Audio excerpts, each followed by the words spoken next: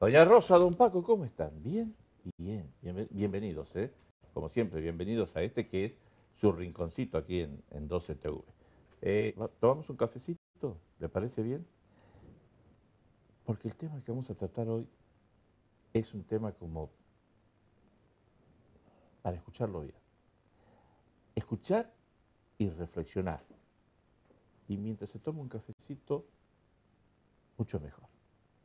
Hoy vamos a hablar del acoso escolar. Papá, que no quiero ir al cole. Pero hijo, ¿cómo no vamos a ir al cole? Si... No, que no quiero.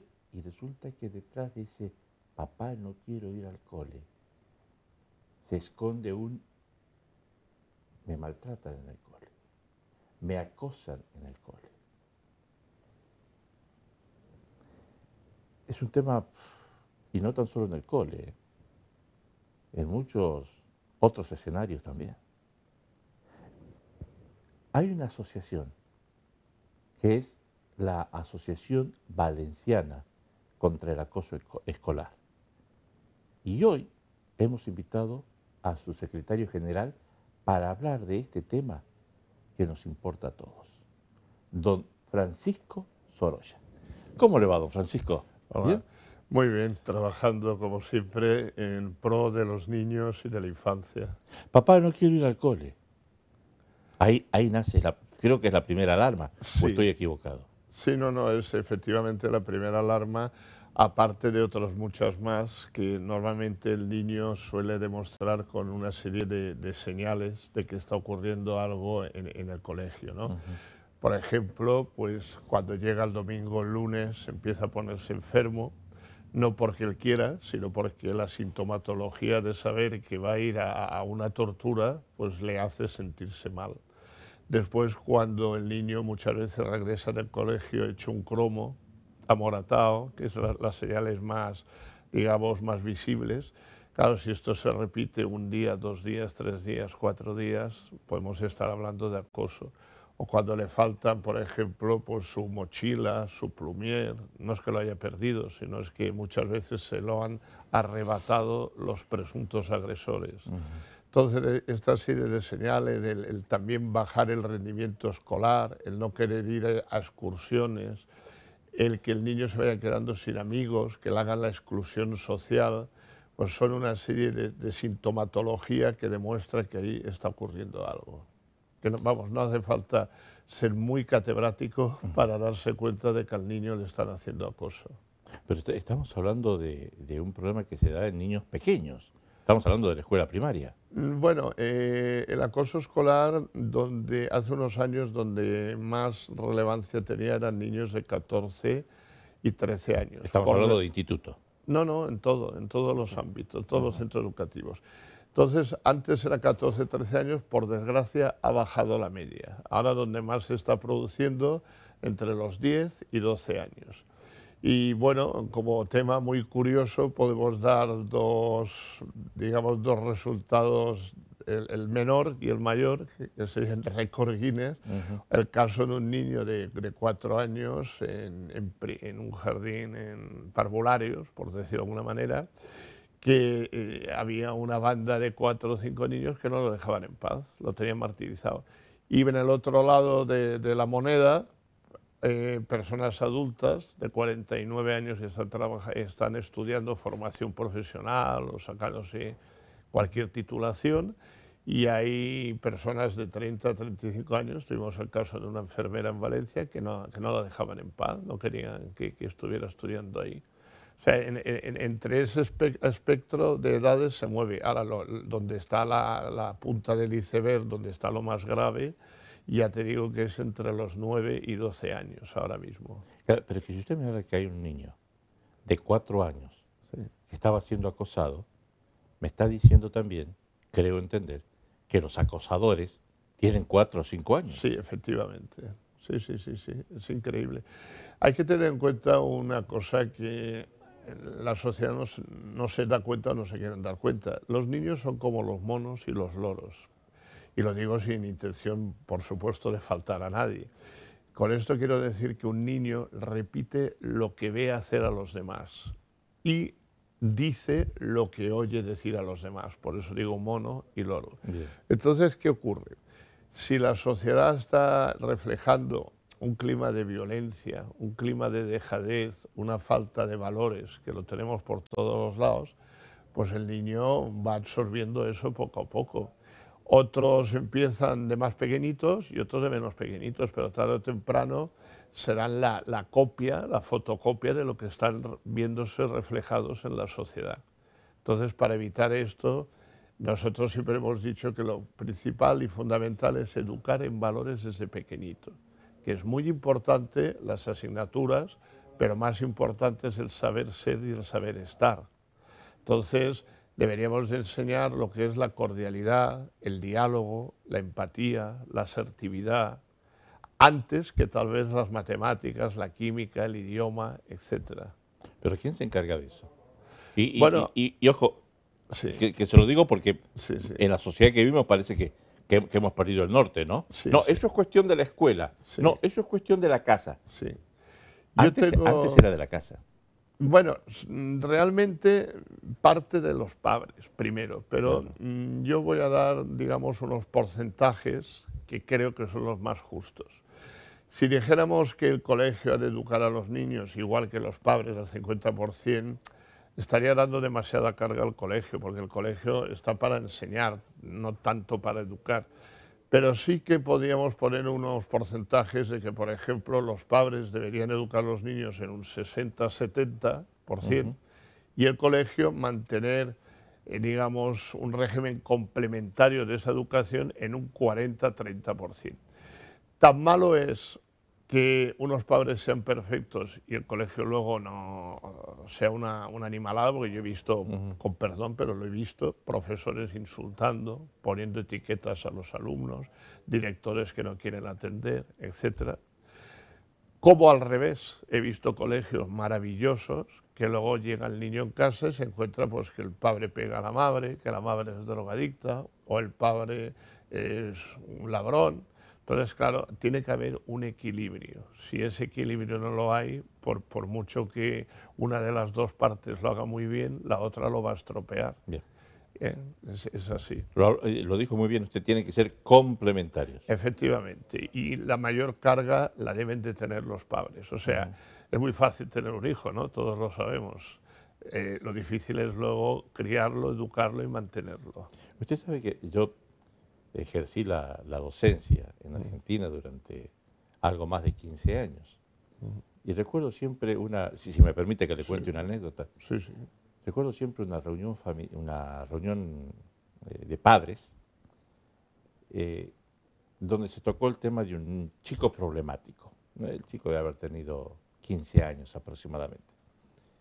Y el padre, bastante violento, que no aceptaba lo que se le estaba diciendo, de pronto se levantó, se pone de pie y dice, este colegio me ha defraudado Mm. porque yo siempre le dije a mi hijo que el colegio que la escuela es su segundo hogar. Y la directora del colegio le dijo, yo le agradezco mucho que le enseñe a su hijo que la escuela es el segundo hogar, pero no se olvide de hacer de su hogar la primera escuela. Exacto. ¿No? Y me acuerdo, siempre que sale de tema, me acuerdo de eso. No son reemplazables, son complementarios. Complementarios. Si estos dientes de las ruedas dentadas, casa, escuela, no encajan perfectamente, Es cuando tenemos el problema. no hay transmisión de movimiento. La cosa no avanza. Exacto. ¿Estoy equivocado o no? No, no, no, 100%, según mi juicio, acertado. Yo llevo una experiencia de muchos años de técnico mediador, Ujú. he trabajado para muchos organismos, entre ellos las Naciones Unidas y tal, y la negociación, la mediación, precisamente parte de, primero, tener educación en todos los medios de la sociedad. Precisamente está ocurriendo lo que está ocurriendo en muchos sitios y en España y en todas partes, porque de pequeños no se han dado esos medios y luego hay una estadística, por ejemplo, de las Naciones Unidas, que dice que todo agresor que de pequeño no ha sido corregido o parado, a los 24 años ha entrado por lo menos ya una vez en la cárcel. Claro, tiene una explicación muy sencilla. Si el niño cuando tiene 11, 12 años, que es menor de 14, es inimputable, pues le hará cosas a la víctima o a las víctimas, no le va a pasar nada. Entre los 14 y los 18, si ya provoca daños, los responsables van a ser los padres. Que los padres ahí también dicen, bueno, ¿y cómo controlo a mi hijo? Porque no le puedo pegar, no le puedo castigar, no le puedo hacer nada. Esto hay un juez que se llama el juez Calatayud, que habrá oído hablar, de Granada. Él tiene mucha presencia en las redes sociales. Sí, es decano en el juez, digamos, de menores.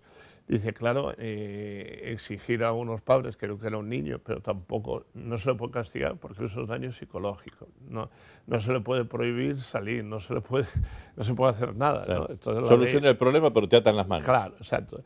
Y luego cuando ese niño sigue creciendo, ya llega a los 18, se cree que anchas Castilla, como decimos aquí, y claro, lo mismo que hacían sus compañeros o compañeras de 12, 13, 14 años, empieza a hacérselo a la novia, a la pareja, al amigo, a la amiga, y ya ahí ha topado como se dice vulgarmente, ha topado con la iglesia, ¿no?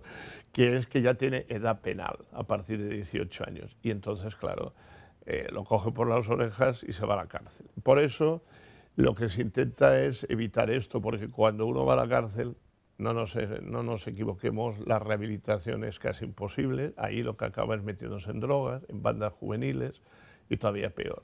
Entonces, yo siempre he dicho a algún padre, digo, mire, cuando le digan a usted que su hijo está agrediendo a su agresor, no se enfade, intente corregirlo ahora que tiene 12, 13 años, a no ser que quiera ver a su hijo a los 24 en la cárcel. Digo, aquí hay una cosa también muy importante, hay que ayudar tanto al niño víctima como al niño agresor. Cuando lo hacemos todos somos iguales.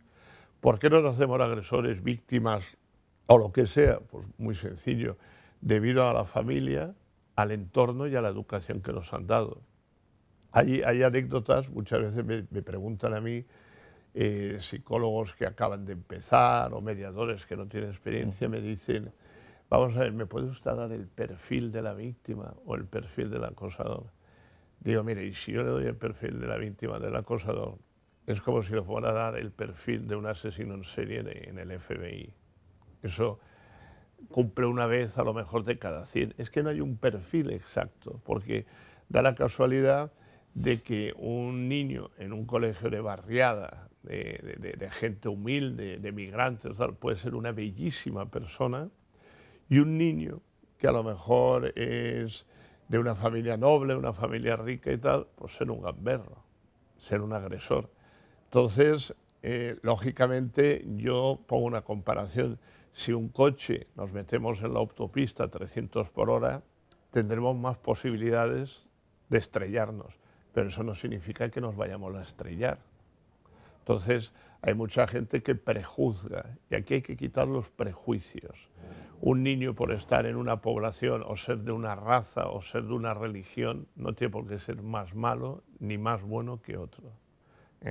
Y eso tiene que quedar claro porque hay mucha gente que dice, uy, esto tal sitio, son emigrantes. No, mire usted, no tiene nada que ver. Tiene que ver con la educación que el niño ha recibido de pequeño, en casa, en los alrededores, en el colegio y las circunstancias que le rodean, como decía Freud.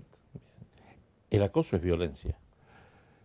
Puede ser violencia y puede ser una violencia enmascarada o pasiva. De hecho, acoso hay 6 clases, 6 formas. La física, que es la más normal. Luego está la verbal, que es muy difícil de descubrir porque son insultos, que si esto, que si tonto, idiota, tal. Sí. Claro, un día que te llamen tonto, idiota, imbécil, pues no te va a afectar. Pero si todos los días te estamos llamando tonto, idiota, imbécil, al final ya te lo crees, vamos. Luego está el psicológico, que es uno de los más graves porque no se ve, pero se va metiendo en la cabeza. Nosotros hemos tenido personas adultas de 40, 50 años que han venido a vernos y nos han dicho, oye, ¿qué puedo hacer yo para olvidarme de lo que me ha pasado? Digo, mira, si no lo han logrado ni los psiquiatras ni los psicólogos, digo, nosotros lo que podemos dar es libros, fichas, guías de autoestima, de autoconfianza, pero claro, tienes que superarlo tú. A eso han pasado 20, 30 años, se te ha quedado marcado dentro y no sale de ahí si no hay una voluntad también de poner algo de su parte. Luego tenemos otra forma que es la exclusión social. Este es apartar totalmente al niño o a la niña, hacerle el ostracismo. Cuando el ser humano es gregario, el ser humano necesita de compañía, de estar con otros. Cuando tú lo dejas solo, no lo invitas a cumpleaños, a fiestas, no puede ir a excursiones, tal, pues llega un momento que es tan solo, vamos, como Robinson Crusoe ahí en una isla, ¿no? Que tiene ganas hasta de suicidarse, y a veces ocurren esas cosas. Y luego ya los dos más graves, que es el acosamiento sexual, que normalmente se suele producir por niños mayores, que puede llegar pues, a violaciones, a tocamientos, etcétera, que a veces no se produce por entre iguales, porque el acoso escolar es entre alumnos iguales, puede ser también por profesores, maestros, monitores, etcétera. Y luego el último, que es el que está subiendo como la espuma a raíz de las redes sociales, es el ciberbullying o ciberacoso. Aquí los padres prácticamente ni se enteran hasta que la cosa ya es gravísima. Parte de culpa a veces lo tienen ellos, voy a explicar el porqué. ¿Lo tienen? Los padres. Sí. Y voy a explicar el porqué, que nadie se ofenda ni se sienta mal. Los niños normalmente quieren lo que tienen los otros compañeros. Y entonces todo el mundo quiere tener su smartphone, su teléfono, conectado a internet. Última generación. Exacto. ¿Y qué ocurre? Que nos olvidamos de que un niño de 12, 9, 10 años no debe ni puede tener un smartphone conectado a las redes sociales, como si le diéramos un coche a un niño de 9 años. Tarde o temprano se va a estrellar. Y se va a estrellar o bien haciendo daño a los demás o haciéndoselo a sí mismo. ¿Por qué? Porque en las redes sociales pues sabemos que hay desde el grooming, que son personas mayores que se hacen pasar por niños para captarlos. Está el sexting, que se hacen fotos medio desnudos, luego lo pasan porque es el noviete, la novieta, y luego hay un escándalo. Sí. Hay un montón de trampas. Si los adultos caen en esas trampas, en el phishing, suelen dar claves bancarias, el ransomware, infinidad de virus, troyanos. Imagínate lo que es un niño de 9 o 10 años. La ley dice que no debe conectarse ni tener redes sociales ningún niño menor de 14 años. Ahora, perdón, Francisco. Sí. Por ley. Por ley, sí, por ley y por norma. Lo que pasa es que es una ley y una norma que aquí en España pues es muy, digamos, muy light. Suave, muy light. Muy light. Sí. En Canadá, por ejemplo, ya han empezado a meter multas a los padres. Ver a un niño que tiene un smartphone con internet, vamos a ver, ¿tú cuántos años tienes? 12. Pues van al padre y le puede costar al padre la broma de $300 la primera vez, $200 canadienses que le toca pagar inmediatamente. Es muy importante lo que usted dice, Francisco. Teléfono con internet. Sí, claro. No que no tenga teléfono. No, exacto. Yo siempre digo que los niños menores de 14 años deberían tener teléfono pues como se le da normalmente a los ancianos. Los ancianos, como no saben manejar internet la gran mayoría y tal, se da un teléfono para si hay una emergencia, llamar o recibir. Eso sí, pero lo que no puedes es darle un teléfono que se pueda conectar a Facebook, a WhatsApp, a LinkedIn, a Twitter, porque se meten en grupos, se meten en relaciones, en listas de difusión. Y se armó la bola. Sí, tarde o temprano acaba mal, tarde o temprano acaba mal. Y claro, ¿quién tiene la culpa de eso? Indirectamente, pues el padre o la madre que le ha regalado eso. Yo sé que lo hacen con toda la buena intención del mundo, porque el niño viene y dice, mira, Pepito, mi compañero, lo tiene, y yo también si él lo tiene, porque yo no. Claro. Y yo lo quiero tener, yo tendré mejores notas, o es el regalo de Navidad, pero tú dame eso. Y entonces, es más, los compañeros del colegio se burlan de mí porque no tengo... Sí, claro, exacto, no estás al día. Y esto debería de ser una cosa que fuera una ley un poco más fuerte, ¿no? Si quieres, ahora hablamos de las leyes y también por qué ocurre todo esto. La ley debería ser más clara en esto. Igual que tú ahora no puedes comprar, por ejemplo, un móvil, ni siquiera de prepago, si no vas con tu DNI y tal, precisamente para evitar que lo use otro, o para evitar el tema del terrorismo que se usaba con los teléfonos, pues debería de ser igual, ¿no? O sea, el teléfono que usted compra, ¿para qué uso lo va a usar? ¿Lo va a usar para un niño? No. Crearse un perfil falso de Facebook, de WhatsApp, un niño de 12 años lo hace más rápido que nosotros, en 5 minutos. Calcula la edad, dice, bueno, si voy a poner que tengo 20 años, pues nada, nací el año 98 y ya tengo 20 años. Y se acabó la historia. Exacto, y los otros no lo pueden detectar. De hecho, ya ha habido muchas multas, muchos controles, tanto a Google, a iPhone, a Facebook, a muchos, pero claro, esto no se puede evitar. Estas grandes multinacionales lo que quieren es cuanta más gente haya metida mejor, porque venden más publicidad, ganan más, y claro, ellos en el fondo dicen el problema es de cada cual, el problema no es de ellos. Claro. Y eso suele ocurrir así. Me decía recién Francisco, si quieres después hablamos de las leyes. Sí. ¿Qué es lo que tiene que cambiar? ¿Cuál es Bueno, la columna vertebral sobre este tema? Pues la primera ley que está muy mal en España, a mi juicio, y ojo que yo siempre cuando expreso una opinión digo puedo estar equivocado, porque soy un ser humano y a lo mejor puedo estar equivocado, ¿no? Y creo que es la ley del menor. En España la ley del menor es muy permisible. Ha permitido cosas como lo de Marta del Castillo, Sandra Palo, el niño de la katana, tenemos miles de ejemplos. Porque un niño menor de 14 años es inimputable. Entonces, hay policías, hay mediadores, hay educadores que te dirán, tú denuncia, pero bueno, la denuncia ¿de qué sirve? Va a recibir una carta tipo del fiscal de menores, que en algunos casos es fotocopiada, fotocopiada donde pone solo el nombre, dice, no podemos proceder contra Pepito por ser menor de 14 años. Y aquí se acaba paz y gloria. Es decir, si ahora por la puerta entrara un niño, Dios no lo quiera, y aquí no hemos llegado a ese extremo, con una ametralladora o con un cuchillo nos hace algo, pues nosotros tendríamos el daño, pero si el niño tiene 13, 12 años, ni entraría en la cárcel, ni entraría en ningún lado. Tendría a lo mejor 6 meses, un año de una rehabilitación psicológica, etcétera. Llegaría a los 18, se borraría absolutamente todo y aquí paz y gloria, pero nosotros ya no estaríamos. ¿Entiendes? Entonces, luego, como te comentaba antes, ya pasa de 14 a 18, que más bien si produce algún daño es responsable los padres.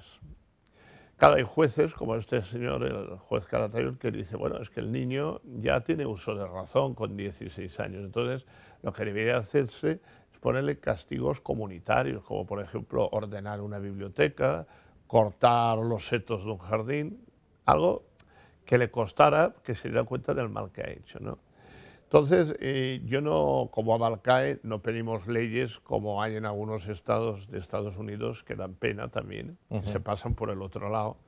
Hay niños en el corredor de la muerte con 10, 11 años en Arizona, Nuevo México y Texas. Porque han matado a alguien, queriendo o sin querer, y los han metido ahí. Claro, no los van a llevar al corredor de la muerte hoy porque van apelando y en Estados Unidos uno, si le toca la pena de muerte hoy, a lo mejor lo llevan a la cámara de gas, eso dentro de 20 años, que es una agonía, ¿no? Que es inmenso. Claro, eso es pasarse y mucho. Sí, es pasarse mucho. Pero sí que debería de haber unos colegios especiales, una especie, no sé, llamémosle reformatorios, correccionales o algo, que ayudaran al niño. Yo no estoy diciendo que al niño agresor haya que estar ni pegándole ni castigándole, pero sí reeducándole. Y esto en España no se está haciendo muy bien. ¿Hay algún país en los que tengamos que mirar, en los que tengamos que tomar ejemplo? Pues sí, podemos tomar ejemplo de Canadá, de Finlandia, de los países nórdicos. ¿Y qué hacen en Canadá sobre este tema? Bueno, ¿Qué leyes podríamos adoptar nosotros? Bueno, lo primero es el inicio. Mira, te voy a contar más que Canadá, Finlandia. Finlandia, por ejemplo, al niño se le enseña a leer y a escribir a los 7 y a veces 8 años.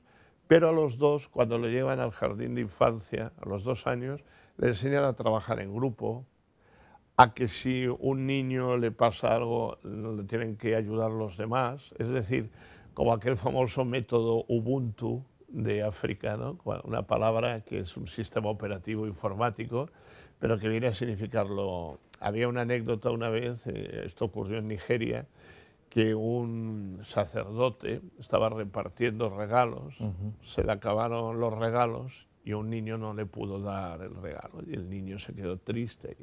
Y todos los niños cogieron su regalo y fueron a dárselo al que no lo tenía. Y este sacerdote dice, ¿cómo es posible esto?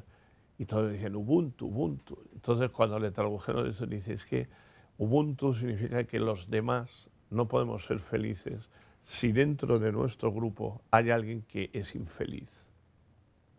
Esto es el máximo punto de la empatía, es decir, ponerse en lugar del otro, decir, bueno, si a mí no me gusta que me pises, yo no te tengo que pisar a ti.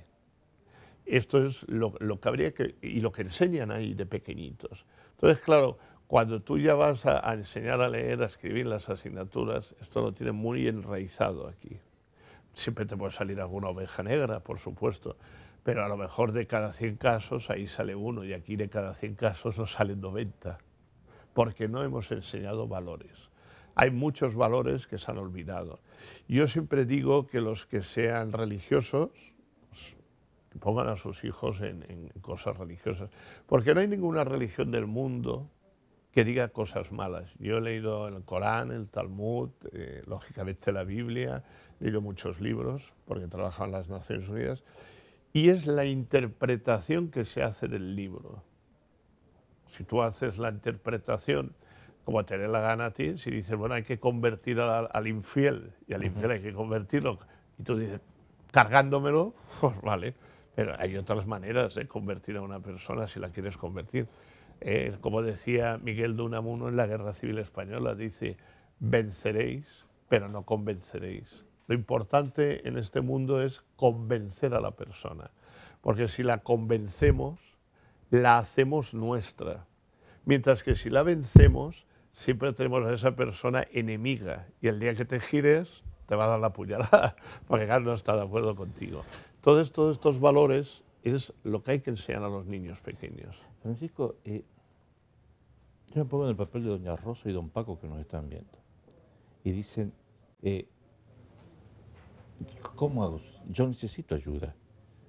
Y yo no sabía que existía Abalcae, que es Asociación Valenciana contra el Acoso Escolar. ¿Cómo me pongo en contacto con esta gente? ¿A dónde tengo que ir? ¿A quién tengo que llamar? Muy fácil. Nosotros nos llamamos Asociación Valenciana porque el primer sitio se montó fue en Denia, luego pasamos a Valencia, ahora está la central en Alicante, pero trabajamos para toda España y ayudamos. Incluso estamos en proyectos con el extranjero, en Costa Rica, República Dominicana y otros sitios. Entonces, es muy sencillo, es cualquier consulta, incluso profesores, colegios, que los ayudamos, que no nos vean como un enemigo, porque nosotros no vamos en contra de nadie. Vamos a favor de que los niños tengan una buena infancia y que luego el día de mañana no tengamos criminalidad. No vamos en contra, al revés, vamos a favor de esos niños. Entonces es llamarnos por teléfono, nosotros tenemos un teléfono prácticamente las 24 horas del día. Es móvil 687-88-7831. 687-88-78-31. Entonces, Aquí, quiero memorizarlo. 688. No, 687. Perdón, voy de nuevo. Doña Rosa, Paco, anótelo por favor. 687. 88. 88. 78. 78. 31. 31. Entonces, si nos llaman... Repito, lo voy a tener. Si nos llaman allí, a lo mejor el teléfono va saltando a los que está libre, porque todos los que pertenecemos a la asociación somos altruistas, sin ánimo de lucro. Entonces tenemos nuestro trabajo, algunas veces atender a uno, otras veces otro, pero y si en ese momento no podemos, le llamaremos nosotros, que no le va a costar la llamada porque le vamos a llamar nosotros. Bien. Luego también tenemos un correo electrónico para enviar documentación o si quieren hacernos un resumen de la historia, etcétera, que es abalcae, con v, abalcae@hotmail.es.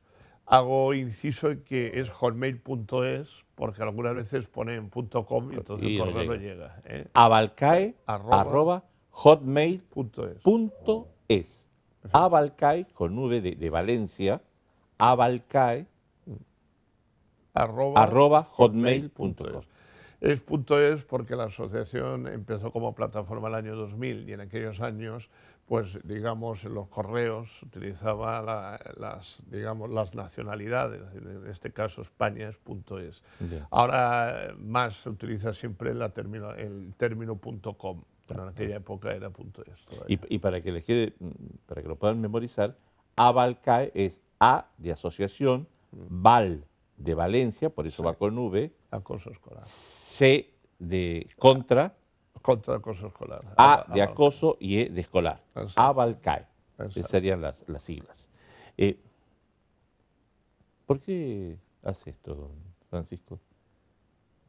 ¿Por qué por qué está dedicando prácticamente su vida a este tema del acoso? Bueno, todos los que estamos en la junta directiva y los colaboradores estamos pues porque o bien lo hemos sufrido en nuestras carnes o bien lo han sufrido nuestros hijos.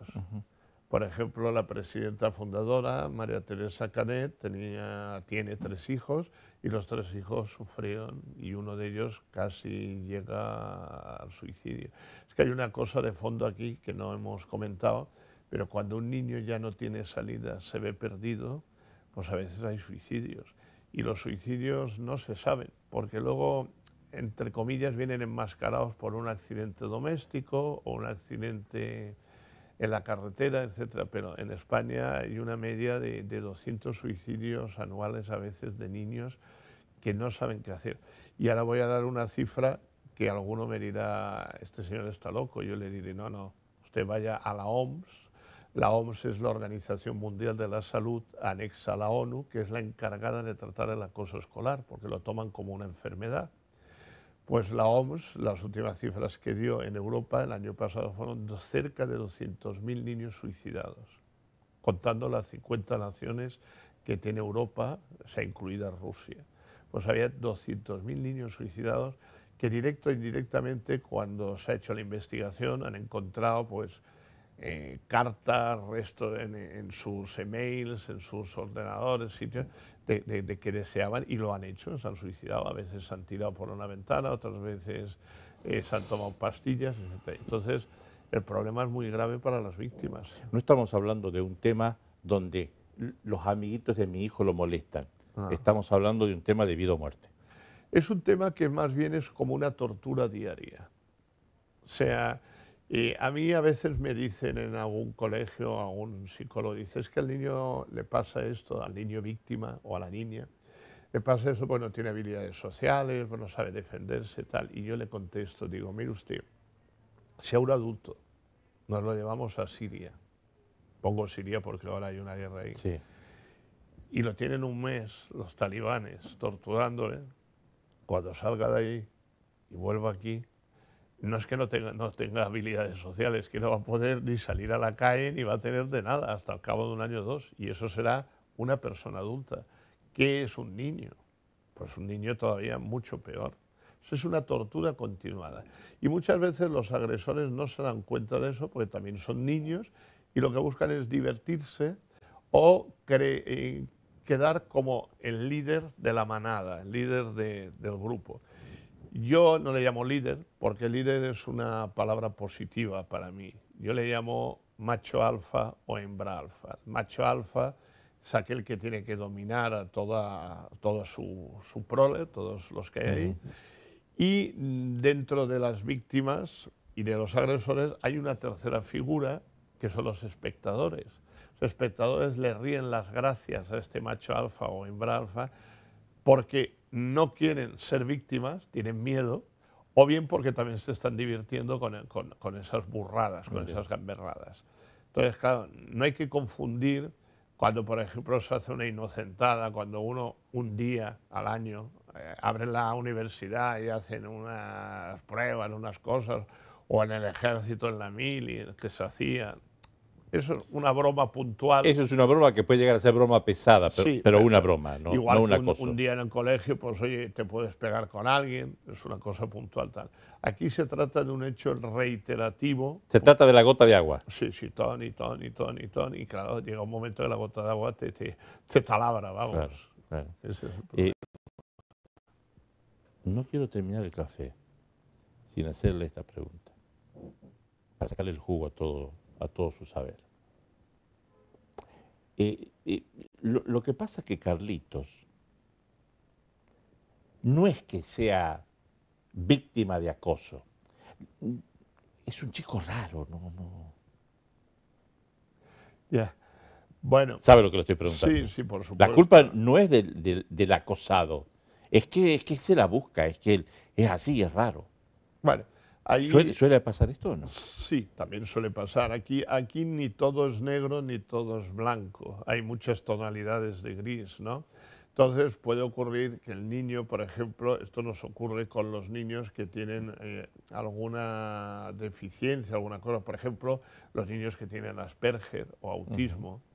Pero claro, el niño puede ser raro, pero no tiene la culpa de tener Asperger o autismo. Entonces, esto tiene que poner los medios, los políticos, las escuelas y los ayuntamientos y la Generalitat, la territorial de educación. El niño puede ser raro, puede ser hasta tímido a veces, Sí, pero sí. eso no quiere decir que los demás tengan carta blanca para acosarlo. No, hombre, claro. Esto es como si ahora aquí entrara uno que va cojo y dice, bueno, porque es cojo, nos vamos a entretener empujándole un poquito para que se caiga. Esto todavía es más burla, es peor. Entonces, ahí lo que nosotros solicitamos, lo que se llamaba antes, eran las adaptaciones curriculares, que debido a la crisis, debido a los recortes de aulas, debido a muchos factores, pues se han ido eliminando y a veces hay colegios, hay ciudades, hay municipios que se mezclan churras con merinas. Entonces, claro, tú en una clase, aparte de aumentar el ratio, que eso ya es un verdadero esfuerzo para los profesores, también aquí hay que ponerse un poquito de parte de todo el mundo, porque nadie tiene toda la razón, pero nadie deja de tener parte de razón, ¿entiendes? Entonces, claro, no es lo mismo una clase de 15 alumnos, que un profesor la podrá controlar muy bien, a meter una clase con 30 y pico alumnos. El ratio ahí es imposible. Y si encima en esa clase tú metes 3 o 4 niños Asperger con 31 normal, pues esos 3 llevan una diana en la espalda que no se van a librar. Será un milagro al revés que se libre del acoso escolar. Tarde o temprano Claro, la bombita va a estallar. Claro, porque será la diversión de los otros, será la mascota. No sé si será la gran vacuna, y es una pregunta, pero una de las vacunas para poder curarnos de esta, permítame decirlo de esta manera, entre comillas, de esta enfermedad, ¿es la educación de los valores? Sí, es educar en valores desde el principio, como he dicho antes, cambiar la ley del menor, hacer un plan educativo nacional que todos los partidos políticos lo firmen y que de esta manera reafirmen a los profesores y directores. Aquí también hay un problema. En 40 años de democracia se han cambiado 8 veces de plan educativo. En Finlandia, en 50 años, siguen teniendo un solo plan. Y han mandado los socialdemócratas, han mandado los del centro, los de derecha, y nunca se ha cambiado, lo han respetado. Entonces hay que pensar que un director, un profesor, cuando tienen ya todo bien manejado, pasan 2 o 3 años y ¡pum!, te lo cambian todo, pues también desmoraliza a estas personas. Sí. Porque a mí me cabe, y lo sé, que en las direcciones territoriales, los coordinadores previ que se encargan de controlar esto, los inspectores, directores, hay gente muy buena, muy capaz, pero claro, si cada 2 por 3 les estás cambiando las leyes o les estás... Es como intentar hacer un rascacielos y que en cada planta te vayan cambiando los componentes. En uno te dan cemento, en otro te dan yeso, en otro... A la 6ª planta el edificio se va abajo. Sí, es un ejemplo muy torpe de mi parte, pero es un poco lo que nos pasa con lo que nos pasa ahora con los teléfonos móviles. Sí. Cuando terminamos de aprender a manejar el que tenemos, ya no lo cambian. O los sistemas operativos de los ordenadores también. No hay forma, sí. No hay forma.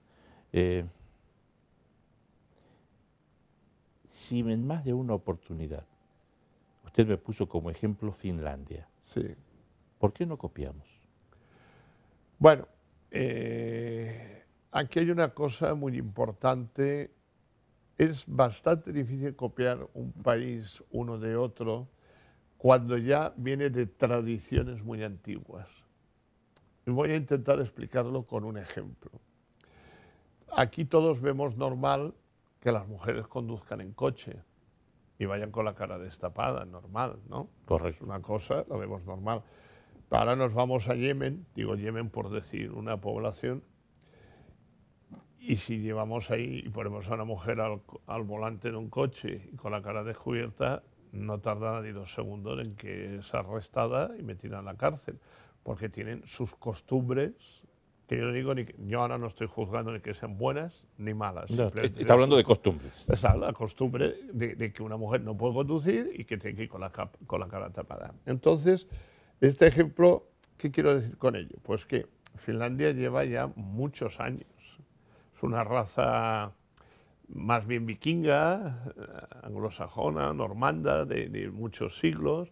Se han ido corrigiendo, son menos habitantes, que hay muchos factores. Finlandia tiene 9 millones de habitantes, aquí somos 45 o 50. Luego, allí se valora mucho la comunicación entre colegio y padres, tanto es así que todos los días los colegios dan un resumen a los padres de lo que ha ocurrido, si es que ha ocurrido algo con su hijo. Y luego, otra de las características es que ahí no hay inspectores, no los necesitan, porque los propios profesores con los padres hacen de inspectores. Luego hay otra diferencia, que a lo mejor no le gustará a algún profesor, pero para dar clases en Finlandia tienes que tener algún máster, pero máster real, ¿eh? No como algunos otros másters. Algunos que se andan... Sí, máster real y muchos años de experiencia. Aquí yo he visto coger y ponerse enfermo la profesora de lengua y llegar el director y decir, vamos a ver, el profesor de química que sustituya a la de lengua. Esto no se puede hacer. Profesor de química sabrá de química, pero la lengua no. Que me digas que mediodía, un día para cuidar a los alumnos, vale, pero yo he visto sustituciones así que han durado 15 días, un mes. O sea, hay una cantidad de, digamos, de características muy difícil. Finlandia tenía un método que se llamaba el método Kiva, que lo siguen teniendo para contra el acoso escolar, que lo han intentado exportar a otros sitios del mundo. Ahora ellos mismos lo están quitando. Y voy a decir por qué. El método Kiva era un método muy caro. Entonces en Finlandia, no es que sean comunistas, pero dijeron, bueno, todos tienen el derecho a tener el método Kiva. Y había escuelas o universidades que no se lo podían permitir. Entonces están retirando el método Kiva para, de alguna manera, tener un método que lo puedan tener todos. Aquí en España, por ejemplo, este método pues, se ha puesto en algunos colegios, en algunos sitios, igual que hay otros métodos. Pero aquí no se trata de meter métodos, si es que el problema es mucho más sencillo que todo eso. Es tener la voluntad de que el colegio, los padres y, digamos, el educador social o el inspector, llamémosle como queramos, tengan voluntad de arreglar el problema. Lo que no se puede hacer, que esa es otra cosa que ocurre, que muchas veces los padres van a decir al colegio, oiga, que mi hijo se está hundiendo, nos ha contado esto, porque el niño tarda en contarlo, por vergüenza o por miedo, a veces dicen los padres, y tarda en contarlo. Y cuando lo cuenta, la madre va corriendo o el padre al colegio, y ya empezamos muchas veces en que el colegio, aquí no pasa nada, niegan la mayor. No seamos así. Si vamos a ver, si yo me he equivocado en algo, si lo reconozco, ya tengo el 50% arreglado. Por ejemplo, en América se hacen muchas terapias de grupo y lo primero que te obligan cuando uno es alcohólico es levantarte y decir, yo soy alcohólico. ¿Por qué? Porque al decir eso, tú ya estás reconociendo el problema y ya tienes un 50% arreglado. Yo siempre digo lo mismo, la mejor forma de tomar la pastillita es reconocer que uno está enfermo. Exacto.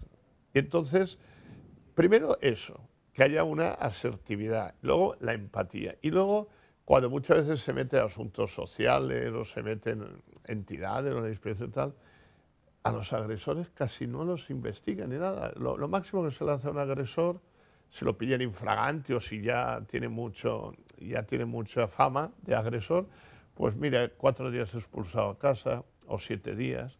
Y eso es como darle un premio. Yo voy a explicar el porqué. El agresor normalmente es una persona, un niño o niña, que no le gusta estudiar. está ahí para divertirse. Entonces, si tú lo mandas a casa para ir al colegio, pues como un trabajador que le dicen ahora vete una semana a casa y te pagamos el sueldo igual. ¿Quién va a venir a trabajar? Entonces, casi siempre se carga contra la víctima, se le hacen test a la víctima, se revisa a la familiar de la víctima, se mira si el niño hace esto o hace aquello, si sale al patio, si tal. Se victimiza más, se controla más a la víctima que al agresor. Y esto no puede ser. Don Francisco, se me acaba el café. ¿Me recuerda el número de teléfono, por favor? Sí, el 687-887831. Perfecto. Un placer. Encantado. Gracias. Vamos. Doña Rosa, don Paco, tema para escuchar, tema para reflexionar. Y yo me quedo con varias, es que fue muy rico todo lo que nos contó, pero me quedo con algunas frases. Tenemos que educar en valores. Me quedo con ese ejemplo que nos dio el secretario general de Abalcae, Francisco Sorolla, diciéndonos, es que en determinados lugares se enseña a leer y escribir a partir de los 7 años. A los niños, primero, les enseñan lo importante que es compartir, le enseñan valores. Y después a leer, a escribir, matemáticas, geografía, historia. Como si antes de formar al profesional, forman al ser humano. Al ser humano que tenga valores para poder moverse en una sociedad, para poder vivir en sociedad. Me encantó la anécdota que nos comentó de que nadie puede ser feliz en una sociedad si ve a uno de los integrantes de esa sociedad que no es feliz. Y a veces nosotros vivimos en una ley de la selva del sálvese quien pueda. Estando yo caliente, el problema es de la gente. Y no es así. Porque si pensamos así, va a llegar un momento, seguro que va a llegar el momento en el que todos vamos a pasar frío. Y eso es lo que nos está pasando ahora. Francisco nos decía, Teddy, hay que educar en valores. Pero aunque no lo dijo, a mí me pareció entender que también nos estaba manifestando cuando hablaba de las leyes, cuando hablaba de los padres, cuando hablaba de los maestros, cuando hablaba de no, aquí no pasa nada, que es una experiencia que él ha vivido. Creo que nos estaba diciendo, es que tenemos que aplicar un poquito de sentido común. Cuando llega el problema, tenemos que pensar en cómo solucionar el problema, no en el yo no fui, yo no soy, aquí no pasa nada. No se puede limpiar la casa colocando la basura debajo de la alfombra. Educar en valores. Mala cosa en una sociedad cuando se piensa que el único valor importante es el euro. Gracias por tomar este café con nosotros. Como siempre, han sido ustedes muy amables.